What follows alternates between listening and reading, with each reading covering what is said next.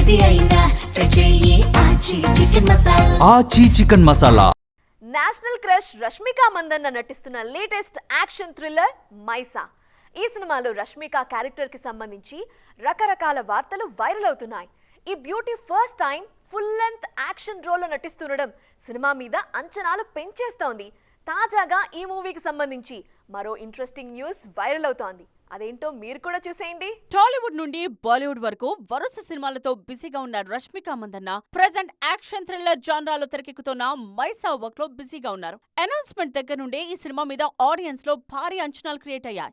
రవీంద్ర పుల్లే direct చేస్తున్న ఈ pan India movie production stage లో ఉంది.